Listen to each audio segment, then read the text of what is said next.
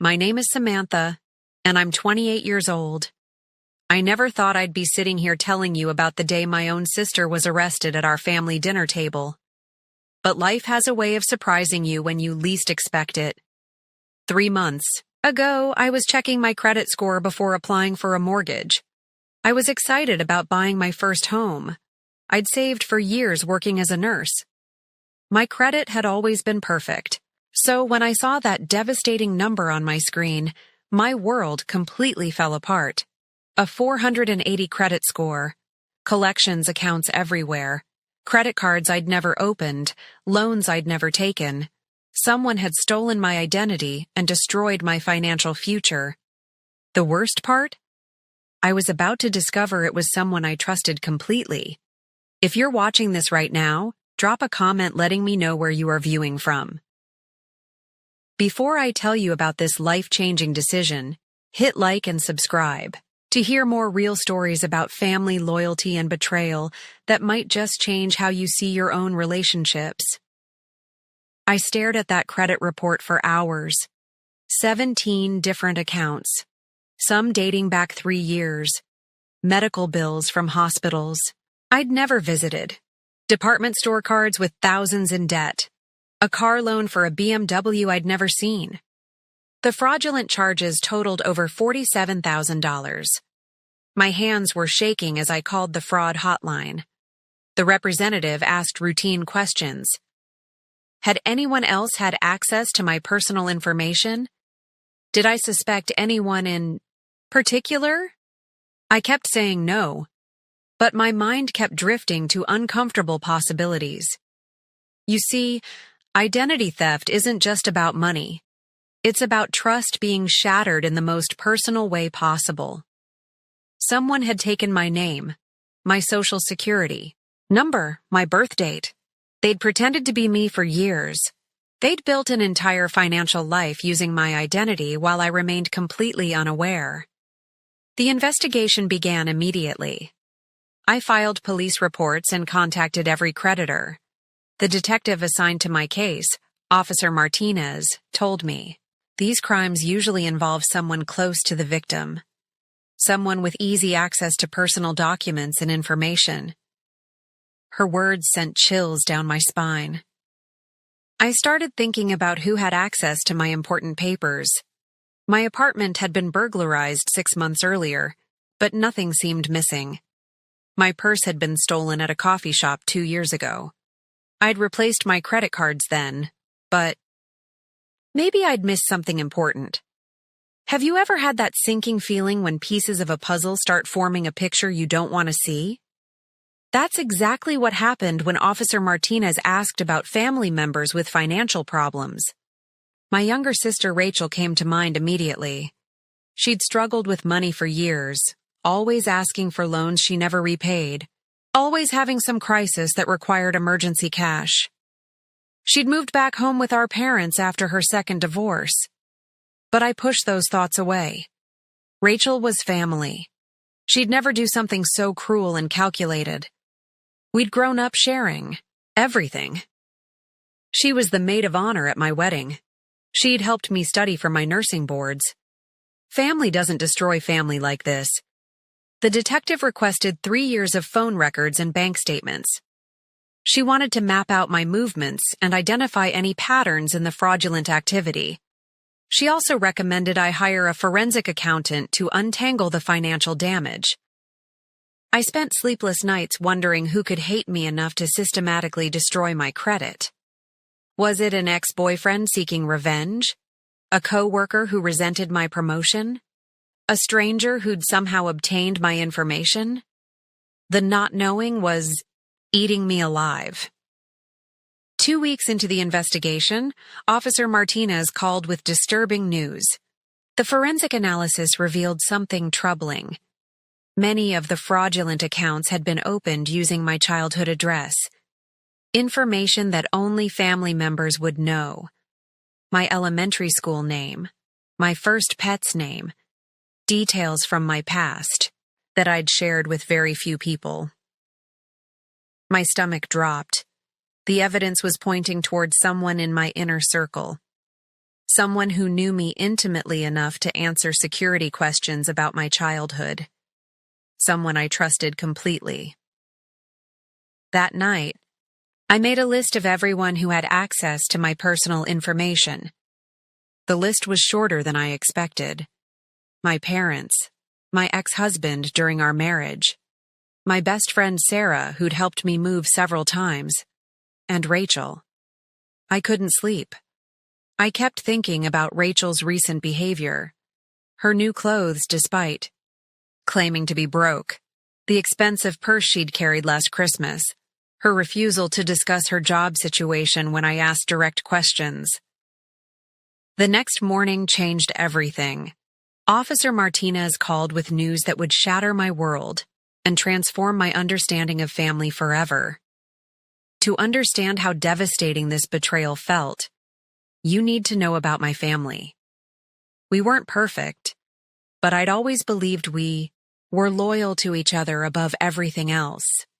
I grew up in a middle-class household in suburban Michigan. My father, David, worked as an accountant for 30 years. My mother, Linda, was a high school English teacher. They taught us values about honesty, hard work, and taking care of family. Those lessons shaped my entire worldview. Rachel is 3 years younger than me. Growing up, she was the creative one while I was the responsible one. She painted beautiful watercolors and wrote poetry. I balanced checkbooks and organized family schedules. Our parents often called us their dreamer and their doer. Despite our differences, we were incredibly close. When Rachel struggled in high school math, I tutored her every night for months. When I was nervous about nursing school, she made me confidence cards with encouraging messages. We supported each other through heartbreaks, career challenges, and family crises. Rachel's first marriage ended badly when she was 23. Her husband left her for his secretary, taking most of their savings. She moved in with me for 8 months while she rebuilt her life. I never asked for rent. I bought groceries and helped pay her legal fees. That's what sisters do for each other. Her second marriage lasted 3 years. Another financial disaster when her husband accumulated gambling debts. Again, she needed family support. This time, she moved back home with our parents. I co-signed her car loan because her credit was damaged from the divorce proceedings. Looking back now, I see patterns I missed before. Rachel always had money problems, but they were always someone else's fault. Bad luck, unfair circumstances, people taking advantage of her generous nature. I believed every explanation because I loved her. Our parents enabled her financial irresponsibility without realizing it. Dad would slip her $100 bills when she complained about being broke. Mom would buy her groceries and pay her phone bill. They saw it as helping their struggling daughter, not recognizing the dependency they were creating. Meanwhile, I was building my career steadily. I worked my way through nursing school with scholarships and part-time jobs. I saved money religiously and avoided debt whenever possible. I bought a reliable used car with cash and lived in a modest apartment I could easily afford. Our parents were proud of my stability, but they worried about Rachel constantly. Every family gathering included updates about her latest crisis, her car breaking down, her landlord threatening eviction, her boss being unreasonable about missed work days. The conversation always centered on Rachel's problems and how we could help solve them. I never resented the attention she received. I genuinely wanted her to succeed and find happiness. When she started a small jewelry business, I bought pieces for all my friends. When she needed references for apartments, I vouched for her character. When she applied for jobs, I helped polish her resume. If someone had told me 3 months ago that Rachel was capable of identity theft, I would have defended her fiercely. She might be irresponsible with money, but she wasn't dishonest. She might make poor decisions, but she wouldn't deliberately hurt family.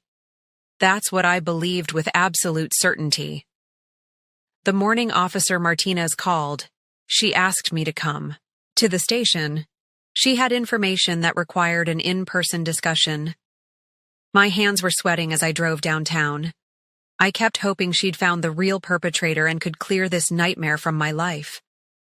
Officer Martinez led me to a small conference room. She spread documents across the table methodically: bank applications, credit card forms, loan paperwork, all bearing my signature, but somehow wrong. The handwriting was similar to mine, but not quite exact. "Samantha," she said gently, "we've traced the origin of most fraudulent accounts. They were opened using a computer at your parents' house. The IP address matches their internet connection. The applications were submitted during times when you were verified to be at work." My heart stopped beating. Rachel lived at my parents' house. She had unlimited access to their computer. She knew their internet password and could work uninterrupted during the day while they were at their jobs. "We also found something else," Officer Martinez continued. "Several of these accounts list a secondary contact number. We traced it to a prepaid phone registered under a false name, but the purchase was made with a credit card belonging to Rachel Thompson." The room started spinning. My sister, my protector, my closest family member, the person I'd trusted with, my deepest secrets and greatest fears. She'd systematically stolen my identity and destroyed my financial future. The evidence kept mounting against Rachel, but I still couldn't believe it. Officer Martinez showed me security footage from a bank, where one of the fraudulent loans was processed. The woman in the video had dark hair like mine. She wore sunglasses and kept her head down, but her build and mannerisms looked familiar. "We need more concrete proof," Officer Martinez explained.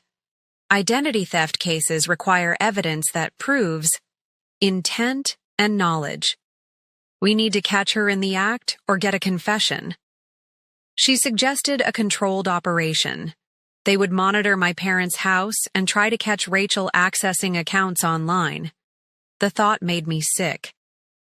We were talking about setting up surveillance on my childhood home to catch my own sister committing crimes against me.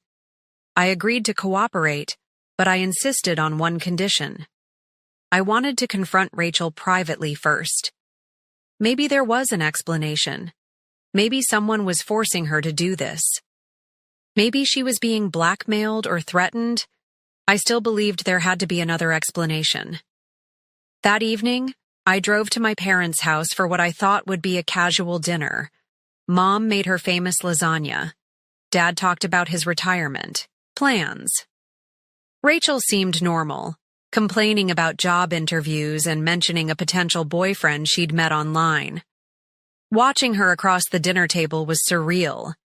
She looked so innocent, laughing at Dad's terrible jokes and helping Mom clear dishes. This was the sister who'd held my hair when I was sick, who'd driven 3 hours to bring me soup when I had the flu, who'd cried with me when my marriage ended. After our parents went to bed, Rachel and I sat in the living room catching up. She told me about her new part-time job at a boutique. She mentioned saving money for her own apartment again.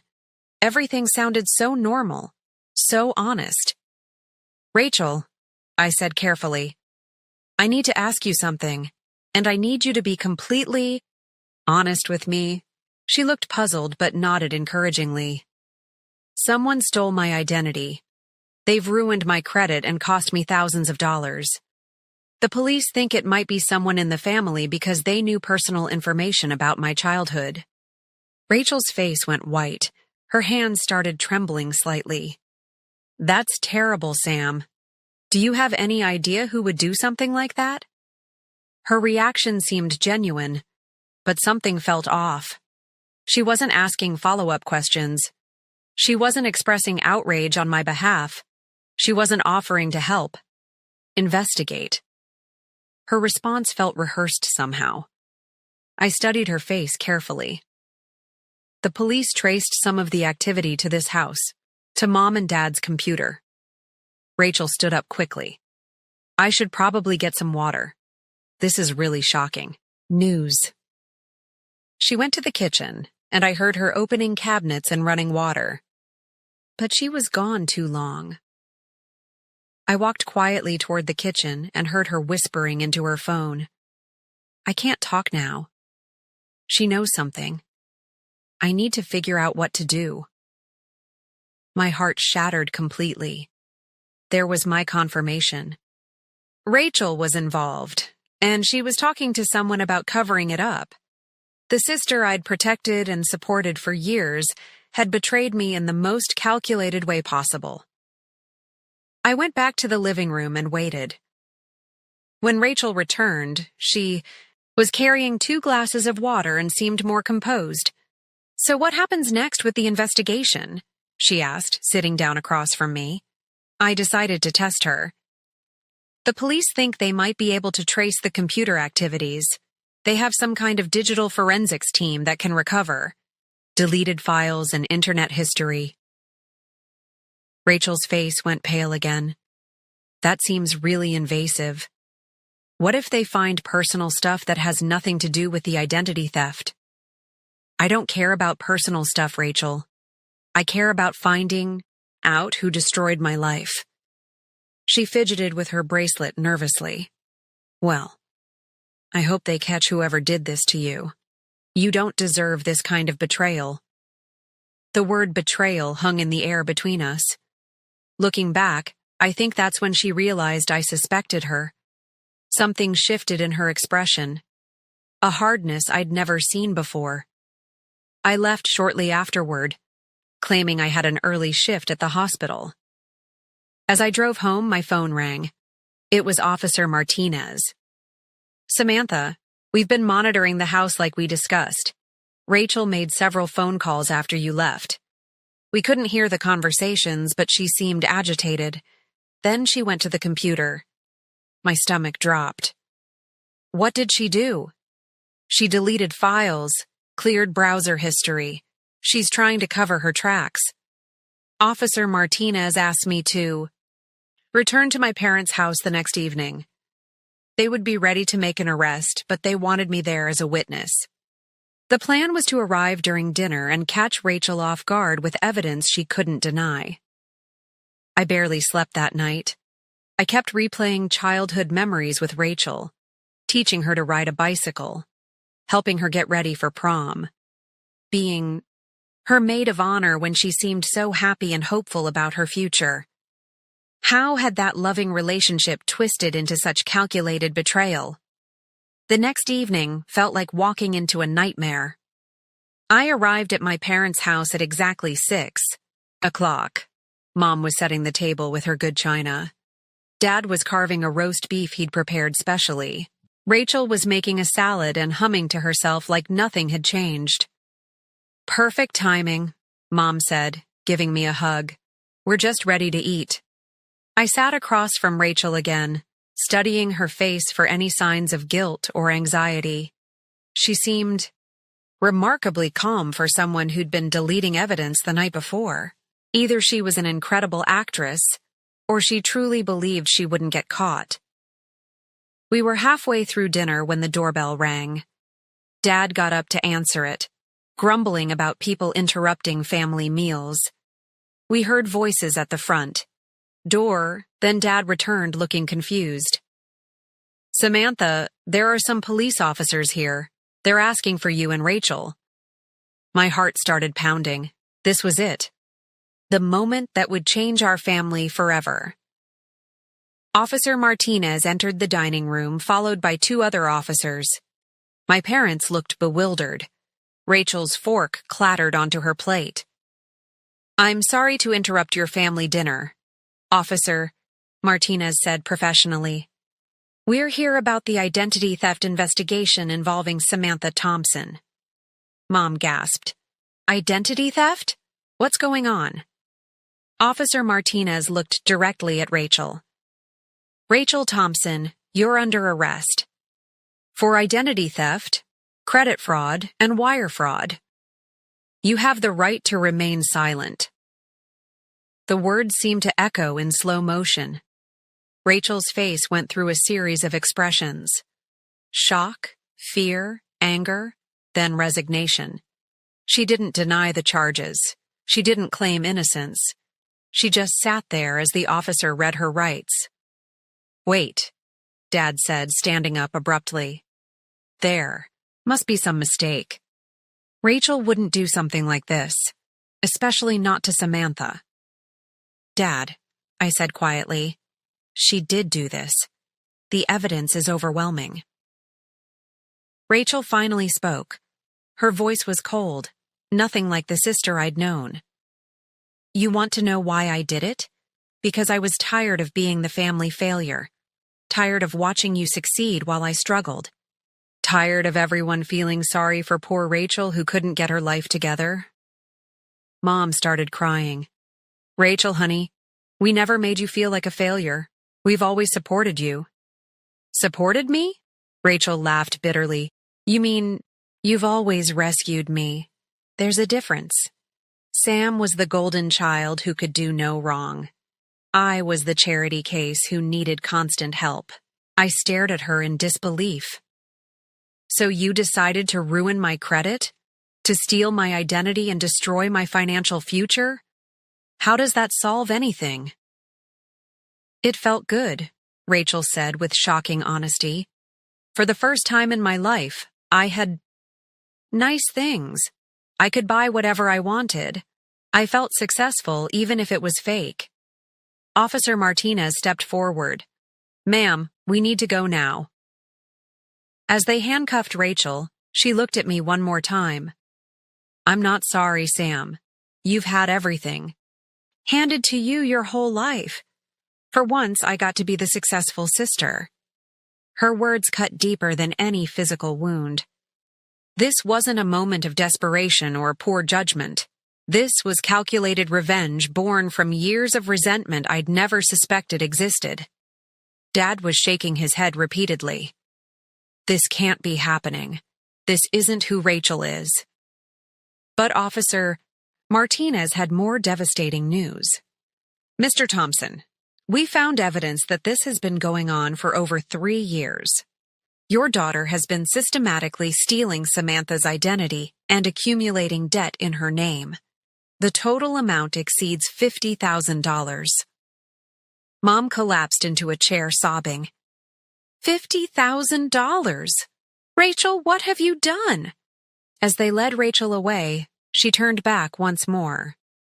At least now you know what it feels like to have your life destroyed by someone you trusted. The front door closed behind them, leaving our family shattered and forever changed. The silence in that dining room was deafening. Our perfect family dinner had become the scene of the most devastating betrayal imaginable. If you've ever experienced betrayal from someone you loved completely, please share your story in the comments. Sometimes knowing we're not alone in these experiences helps us heal. The weeks following Rachel's arrest were the darkest period of my life. Our family was shattered. Mom blamed herself for enabling Rachel's financial problems. Dad couldn't understand how he'd missed the signs. I questioned every memory and every moment of trust I'd shared with my sister. The legal process was overwhelming. I had to file victim impact statements and work with prosecutors to build the case against Rachel. She initially pleaded not guilty, which meant I had to prepare for a trial where I'd testify against my own sister. The financial damage was even worse than we'd initially discovered. Rachel had opened 23 different accounts using my identity. She'd taken out loans for furniture, electronics, and even a motorcycle I'd never seen. The total debt reached $62,000. My credit score dropped so low that I couldn't even get approved for a basic credit card. The mortgage I'd dreamed about became impossible. I had to move back in with my parents temporarily while fighting to clear my name and repair the damage. The irony wasn't lost on any of us. I was now the daughter living at home, struggling financially because of circumstances beyond my control. The very situation I'd helped Rachel through multiple times was now my reality. 3 months after the arrest, Rachel's public defender contacted me. She wanted to negotiate a plea deal. Rachel was finally ready to admit her guilt in exchange for a reduced sentence. Part of me was relieved that we wouldn't have to endure a trial. Part of me was angry that she'd put us through months of additional pain by initially pleading not guilty. The prosecutor explained that with a guilty plea, Rachel would face 18 months in prison and 5 years of probation. She'd also be required to make full restitution for the fraudulent charges. Given her limited income, that restitution would likely take decades to repay. I had mixed feelings about the plea deal. Prison seemed appropriate for such a calculated crime. But 18 months felt both too long and not long enough. Too long because she was still my sister. Not long enough because of the years of damage she'd caused to my life and our family. The day of her sentencing was surreal. Rachel appeared in an orange jumpsuit, looking smaller and younger than I remembered. She read a prepared statement, apologizing to me and our parents. Her words sounded hollow and rehearsed. She talked about making poor choices and being consumed by jealousy, but she never took full responsibility for the betrayal. When the judge asked if I wanted to make a victim impact statement, I almost declined. What could I say that would adequately express the depth of this betrayal? How could I explain the sleepless nights, the destroyed dreams, the fundamental loss of trust in family relationships? But then I realized I needed to speak not just for myself, but for anyone who's experienced this kind of intimate betrayal. I stood up and looked directly at Rachel as I spoke. Your Honor, identity theft isn't just about money. It's about having someone you love steal your name, your reputation, and your future. My sister didn't just take my credit. She took my sense of safety in the world. She took my ability to trust family relationships. She took years of my life that I'll spend repairing damage I never caused. Rachel cried during my statement, but I couldn't tell if her tears were from genuine remorse or self-pity about facing consequences for her actions. 6 months later, I finally started seeing progress in clearing my credit.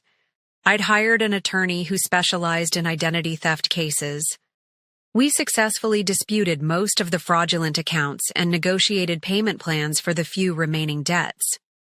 The process taught me that recovery from identity theft is possible, but it requires persistence and professional help. Don't try to navigate the credit repair process alone. The system is complex, and creditors often resist removing fraudulent accounts without proper legal pressure. More importantly, I learned that family betrayal requires a different kind of healing than financial recovery. I started seeing a therapist who helped me process the complex emotions around loving someone who deliberately harmed me. 1 year later, my credit score had improved to 720. I'd saved enough for a down payment on a small condo. Most significantly, I'd learned to trust my instincts about people and to set firmer boundaries, even with family members. Rachel was released after serving 14 months. She moved to another state, and we haven't spoken since her sentencing. Our parents maintain limited contact with her, but our family dynamics have changed permanently. Have you ever had to rebuild trust after a family betrayal? The healing process is different for everyone, but sharing our experiences helps others feel less alone. Today, I'm sitting in my own home office writing this story. The walls are painted sage green, my favorite color. There's a photo on my desk from my recent promotion to head nurse in the cardiac unit. Next to it sits my mortgage payment book, each monthly payment a small victory over the chaos Rachel created. It's been 2 years since that devastating dinner, when my sister was arrested. 2 years of rebuilding my credit, my confidence, and my understanding of family relationships. The journey hasn't been easy, but it's taught me invaluable lessons about resilience and self-worth. The most important lesson I learned is that blood relation doesn't automatically guarantee loyalty or love. Real family consists of people who consistently support and respect you, regardless of whether you share DNA. My chosen family now includes friends who proved their loyalty during my darkest months and colleagues who celebrated each small victory in my recovery. My relationship with my parents required significant repair. Initially, they struggled to accept Rachel's guilt and my decision to press charges. They felt torn between supporting their daughters. Mom especially had trouble understanding why I couldn't just forgive Rachel and keep the family together. Through family therapy, we learned to communicate more openly about favoritism, enabling behaviors, and the difference between helping someone and rescuing them from consequences. My parents now understand that their well-intentioned support actually prevented Rachel from developing healthy coping mechanisms and personal responsibility. Dad recently told me he's proud of how I handled the situation with such strength and maturity. Those words meant everything to me because for months I'd questioned whether I was being too harsh by pursuing criminal charges against my own sister. The financial recovery took 18 months of persistent effort. I learned to document everything, keep detailed records, and never accept no as a final answer from creditors. I disputed charges systematically and provided evidence of the criminal case against Rachel. My attorney helped navigate the most complex situations. My credit score eventually reached 780, higher than it had ever been before the identity theft. The experience taught me to monitor my credit regularly and maintain better financial security practices. I now check my credit reports monthly and have fraud alerts on all my accounts. The emotional healing took even longer. Betrayal trauma is real, and it affects your ability to trust future relationships. I learned to recognize the difference between healthy skepticism and paranoid suspicion. Not everyone will betray you, but it's wise to pay attention to red flags and trust your instincts. I started a support group for identity theft victims at my local community center. Many people don't realize how common family identity theft is, or how devastating it can be emotionally. Our group provides practical advice about credit repair and emotional support for the unique pain of betrayal by loved ones. Speaking of support, if this story resonated with you, please hit the like button and subscribe for more real-life stories about overcoming betrayal and building resilience. Your support helps me reach others who might need to hear these messages of hope and healing. Rachel completed her prison sentence and probation period. She's made sporadic restitution payments totaling about $4,000 so far. At her current payment rate, she'll be paying me back for approximately 15 more years. I don't expect to see the full amount, and I've made peace with that reality. Sometimes people ask if I miss my sister or if I'd consider reconciling with her. The honest answer is complicated. I miss the sister I thought I knew. I miss the relationship I believed we had. But I don't miss the reality of who Rachel actually was or the toxic dynamics that existed without my awareness. Reconciliation would require genuine accountability from Rachel, not just apologies. It would require her taking full responsibility for her choices and demonstrating sustained positive changes over time. So far, I haven't seen evidence of that level of personal growth. To anyone watching this who's dealing with family betrayal, your healing matters more than maintaining toxic relationships, even with family members. It's okay to love someone from a distance. It's okay to protect yourself from people who've proven they'll harm you. You deserve relationships built on mutual respect and genuine care. If you've experienced identity theft or family betrayal, please share your story in the comments. How did you rebuild trust? What advice would you give others facing similar situations? This community learns from each other's experiences and wisdom. Thank you for listening to my story. Remember that surviving betrayal doesn't make you bitter or cynical. It makes you stronger and wiser. Your worth isn't determined by how others treat you, but by how you choose to rebuild and move forward.